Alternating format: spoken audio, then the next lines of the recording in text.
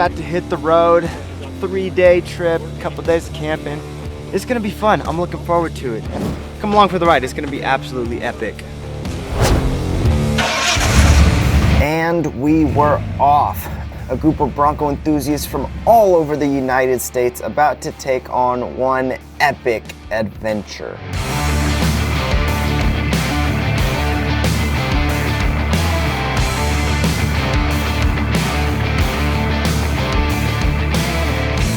Beauty all around us, so it doesn't get much better than this. What's up, Bronco Nation? Alan here. We're just getting ready for the second part of our journey up to Hancock Pass. We're stopped for a quick lunch break. Pretty smooth sailing so far. Could not have asked for a better day. There's beautiful snow up on the mountaintop all around us. Melting a little bit, but nothing too bad. We're hitting the rockier parts of the trail now and starting to crawl a little slower, but smooth sailing so far. Looking forward to reaching Hancock Pass and just enjoying the beautiful nature of this area of Colorado.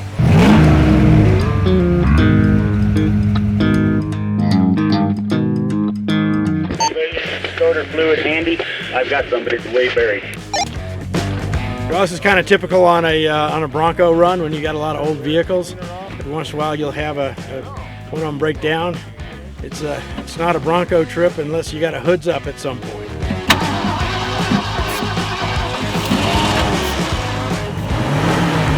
So the balloon chaser had a little bit of engine trouble, but nothing that the Legend couldn't bounce back from, and the team really came together and helped fix it. So another event today, but we're on our way and we're still moving right along.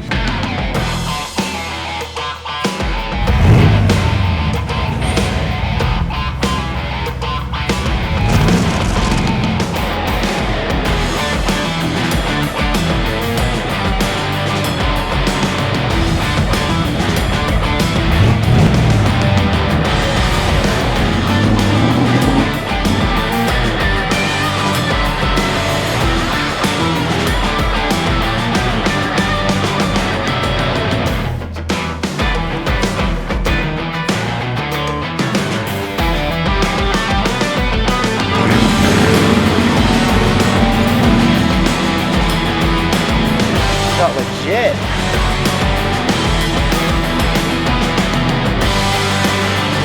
We're about halfway through this trail. We're almost ready to cross over the mountain. As you can see, this background is absolutely spectacular. And I can tell you that every vehicle has been able to make it thus far on the trip. We've had a couple obstacles that we've had to work our way around, but so far every vehicle has come through with just sparkling colors. And what's really interesting is being able to see that 1966 Bronco. I think it was within the 3rd month of production of the Bronco overall. It has just been a charm, just coming through all these obstacles, just like the vehicle was intended to be, was engineered to be back in 1966. It's so cool being able to see that come to life even in 2020.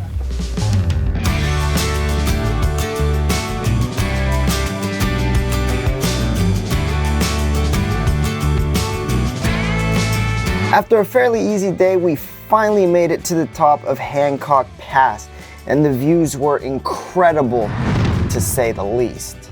I'm speechless. This is unbelievable.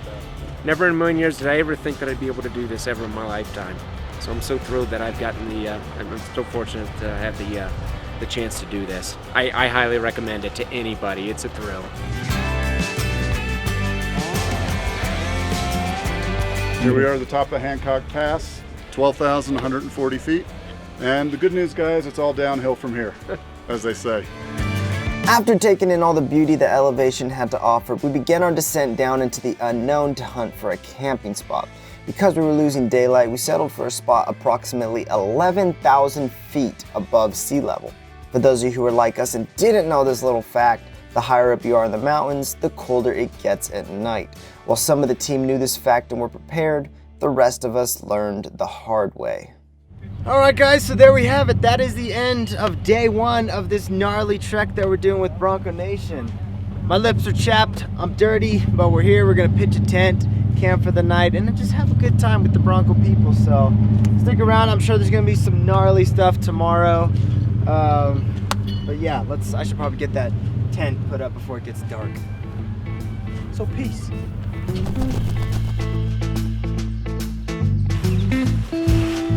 We're here. I'm not sure if this is where we wanted to end up, but this is where we're at. It'll work.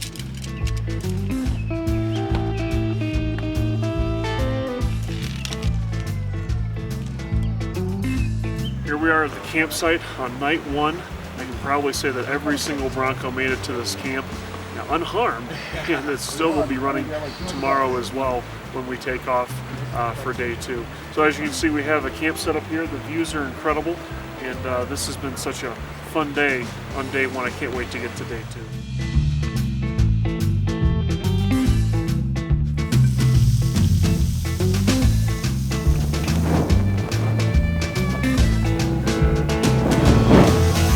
Day 1 went great. Oh, I love it. Been a blast. Bronco did good. Couldn't ask for a better day. It's only my second time in Colorado, and just to see Colorado this way is just incredible. I mean, rocks, snow, but still like just beautiful scenery. Taking in that experience, what Scott's Bronco can do. Love Scott's Bronco. So yeah, it's a blast, man. It was awesome. Day 1's good. Hopefully we sleep tonight. Back at it tomorrow.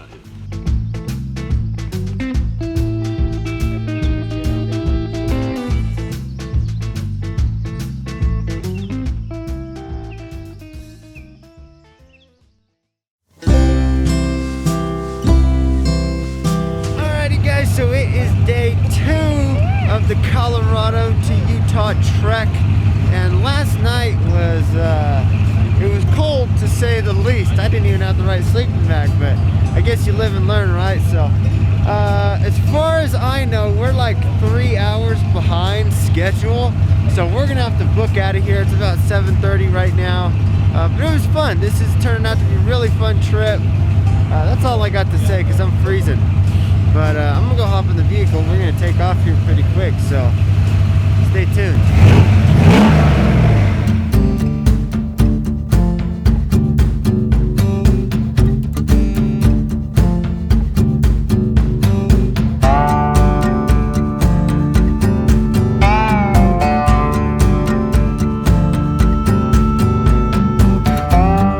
Made it out of the mountains. We're in a little town called Pitkin. Gotta get that right. Pitkin, Colorado. A couple of us are refueling, and then we're going to go to another town, I think 23, 25 miles away, have more access to fuel and food, and we're going to restock some of our coolers and head on to the voyage. So we got to thank the ladies again for their excellent job of prepping the steaks and ramrodding all of that. I know everybody went to bed with a full belly, which is a good thing, especially when it's about 20 degrees. Yeah. This Bronco community is about family, so it's a really unique opportunity for us all to get together from all these different states. A lot of fun. Because of a few setbacks from the day earlier, we were slightly behind schedule, so we ended up hitting a little more pavement than we anticipated to make up for time. Alright guys, so a little bit of dramatic tenseness here. I've been on empty for the last 10 minutes or so, and I have no idea when we're coming up to a gas station, so I'm kind of scared. Bronco lifestyle, it's the Bronco way.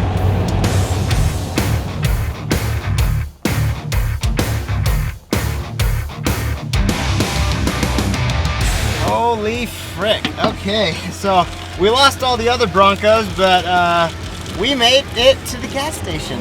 So I'm gonna fill up and see if I can find them.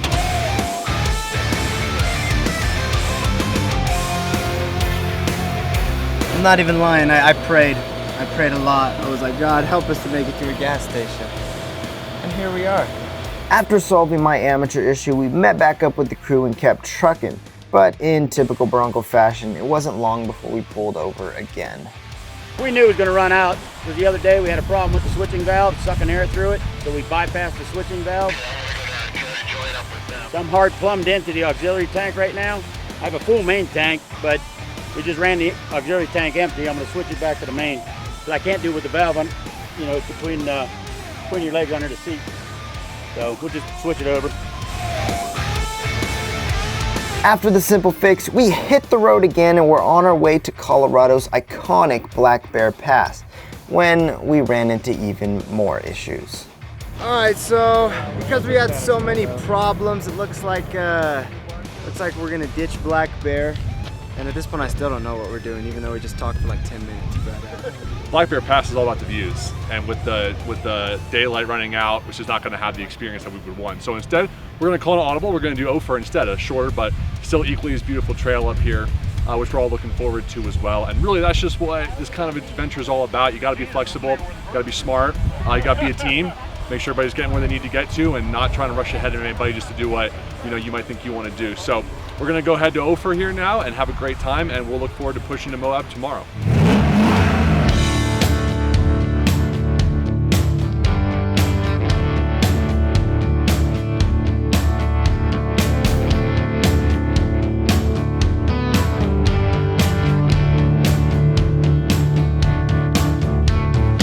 Alrighty guys, so the pit bull has finally had it, but we're gonna push it a little bit more. I haven't even said this yet, but this is a brand new engine. If this is the first Wild Horses video that you're watching, this is a brand new 347 stroker. Any of the test miles that have been put, or any of the miles that have been put in this video are the first test miles for this engine. So we're gonna push it to the 235 temperature, see what happens. If it gets up to that, starts boiling, we'll pull over again. But I think we're doing all right. That's what Gary said.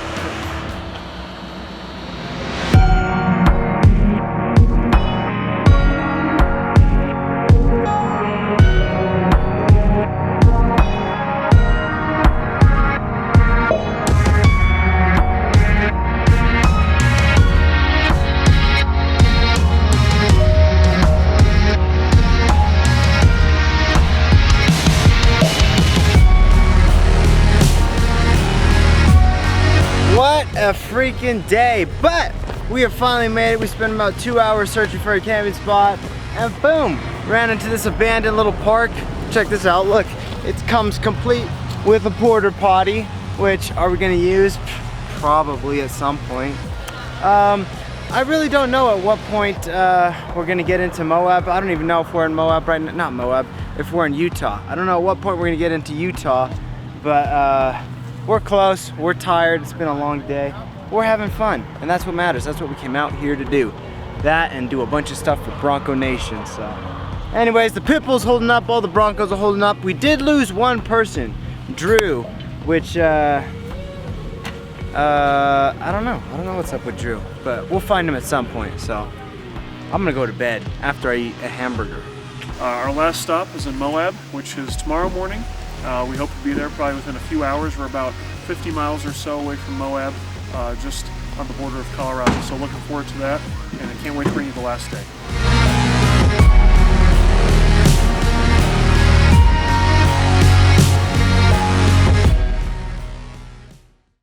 Good morning, everybody. It is day 3, one of the last days on this trip, and we're headed to Moab. So at this point, we got to get gas. I put coolant in the pit bull.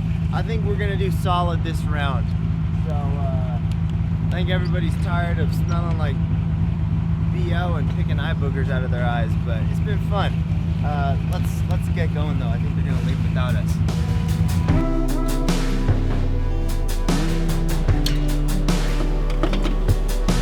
I'm excited for Moab. It's been a long time dreaming about doing this. Finally about to come true. Really excited. We're gonna have beautiful weather, beautiful day, great group of people, so I don't think it can get much better.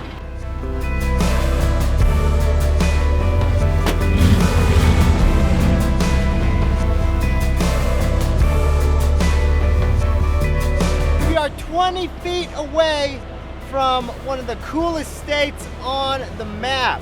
I'm excited, man. I'm thrilled to be here, living the dream. This is a bucket list item. Can't wait to experience Moab for the first time. I can't wait. I'm so stoked. And getting to Utah, this is the first for me. Really? Oh yeah, never been there. So see you, buddy.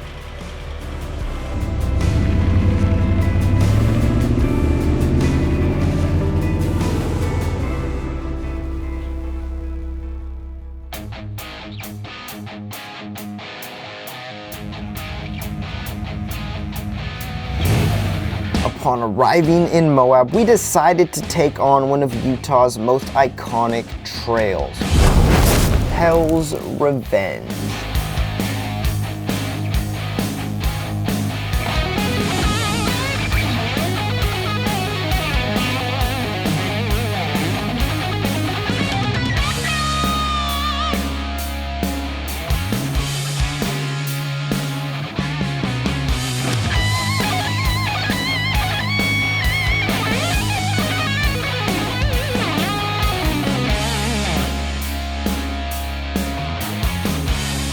Moab this morning, last day.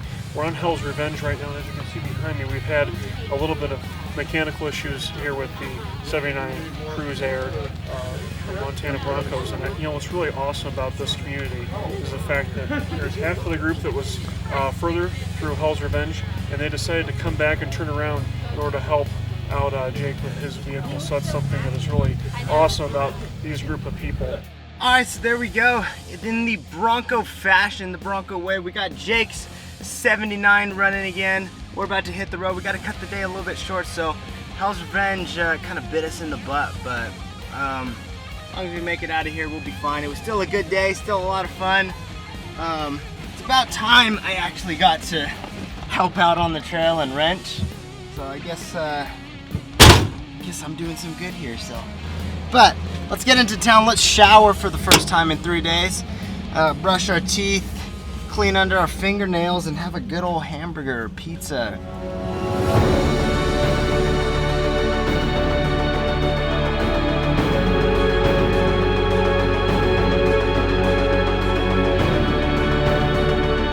Great. Felt great the whole way. Made it as far as we went. Made it the whole way back. So it's a win. Dream come true. My nerves have been tested, and they passed. Well, we learned a lot today. It seems like we learned the most from mistakes of our own and mistakes of others. I'll admit I was a little worried when I was stuck in the bottom, but once I saw everybody come back, Jim, Bob, Mitch gets under there, I wasn't worried anymore. Just grateful for the Bronco community and especially this group here. Hey, a big shout out to the Wild Horses Tech Training Program. Yes. Obviously the apprentice program is working extremely well. Mitch has learned to work in the dirt. We actually saw him get his hands dirty. I feel like we've watched him grow from a C-Tech to a B-Tech just today. Well, as you can see, we made it to Moab. It was just an incredible drive from starting off with like 10,000 feet, reaching 12, camping at 11,000 feet, coming off that mountain. Then just the incredible drive from Colorado to the western part of the state, watching the landscape change, the rocks start to turn red, and then finally making it to Moab where everything's just red rock, right? So we were here at Hell's Revenge. We got through part of the trail, had a little mechanical issues. The team rallied to fix up Jake's Bronco, and now we're gonna head out, get some shakes, get some showers, and get some sleep, and head out tomorrow and just really cap off this amazing trip. With the official trip coming to an end, in a spur-of-the-moment decision the night before, a group of us decided to take on the Top of the World trail. Having met back up with Drew Peroni, he insisted that we would be back in time for lunch. That, however, would not be the case.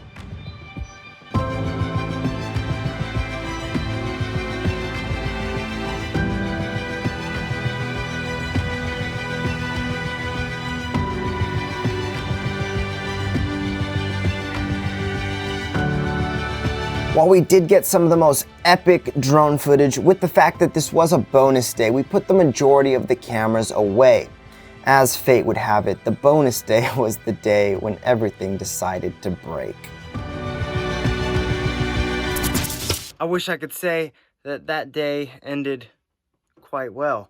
But in fact, I'm out here in the middle of nowhere. I'll just show you guys real quick, just to end this video. We're gonna end it here real quick, but that's the pit bull. We were towing Mike from Texas, Lone Star President.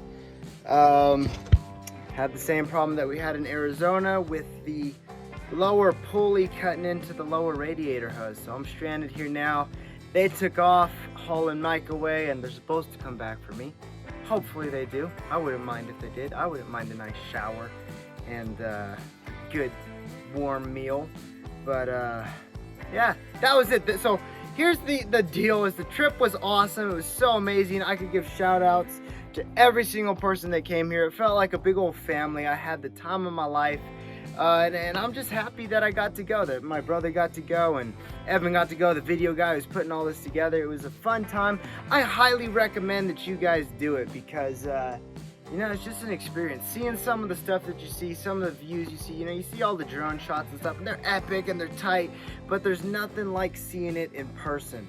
So I encourage you guys, you know, even though, you know, there's problems along the way, that's what the Bronco community is here for. I'm not going to be stranded. Sorry, my fan just kicked on again. But as I was saying, I'm not going to be stranded here. They're coming back for me. We're going to get this thing on the road. We're going to figure out all of that good stuff, you know. So 347 stroker, dialed. That thing, you know, got some tow miles on it. Got a ton of miles on this road trip.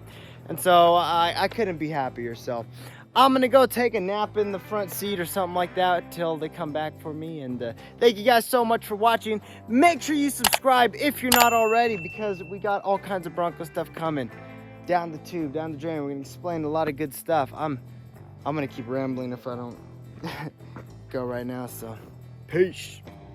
Oh, we'll see you guys out there on the trail. Maybe when you guys will roll up. Yeah, I can't even talk.